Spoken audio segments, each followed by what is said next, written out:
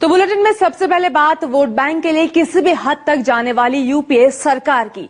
एक ऐसी सरकार जो हमारी और आपकी जेब से पैसा काटकर आतंकवादियों के परिवार वालों को देने का फैसला कर चुकी है।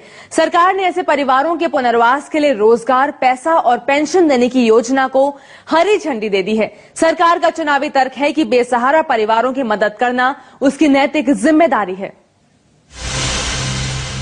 पिछले 15 सालों में जम्मू कश्मीर में सुरक्षा बलों के सैकड़ों जवान मारे गए, लेकिन उनकी जान की केंद्र सरकार के लिए कोई कीमत नहीं है। कीमत है भी तो उन आतंकवादियों की जो सुरक्षा बलों की गोलियों का निशाना बने, जो देश में खून की होली खेलने की साजिश रच रहे थे। केंद्र सरकार की चली तो अब इन आतंकवादियों के परिवार वालों को सरकारी खजाने से मदद दी जाएगी। उन्हें नौकरी का तोहफा भी मिलेगा और जरूरत पड़ी तो एक मुश्त रकम देकर भी सरकार पूरी मदद करेगी। यानी केंद्र सरकार ने उन जवानों की आत्माओं को तार तार कर दिया जो आतंकवादियों के हाथों मारे गए, जिन लोगों ने इन आतंकवादियों की घिनौनी हरकतों को खुद भोगा है, जिन्होंने अपने परिवार का कोई सदस्य, कोई अपना खो दिया है।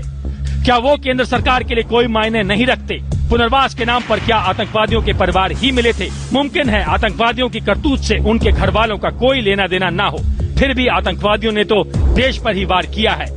उनके परिवार को इनाम देने की क्या जरूरत है?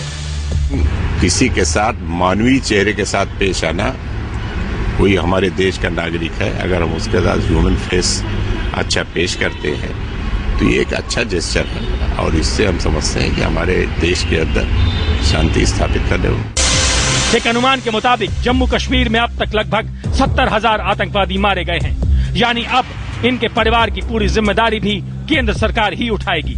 हालांकि सरकार ने अब तक ये साफ नहीं किया है कि वो आतंकवादियों के परिवारों को कितनी और कैसे मदद करेगी।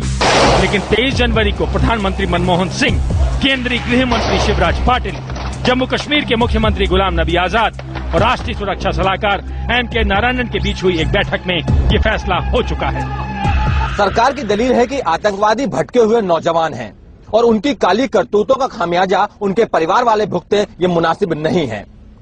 लेकिन सरकार के पास इस सवाल का कोई जवाब नहीं है कि फिर वो ये हमदर्दी सिर्फ कश्मीर के आतंकवादियों के साथ ही क्यों दिखा रही है, और क्या आने वाले वक्त में वो देश के दूसरे इलाकों के उग्रवादियों, नक्सलवादियों और बड़े अपराधियों के परिवार वालों के साथ भी ऐसी ही हमदर्दी दिखाएगी।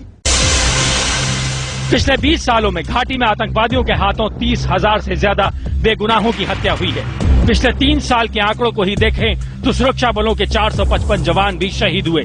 लेकिन इन लोगों का खून, इनकी हत्या को केंद्र सरकार भूलती नजर आ रही है। आखिर सवाल वोट बैंक का है, चुनाव से पहले की हड़बड़ाहट का है। आनंद पांडे, दिल्ली, IBN 7।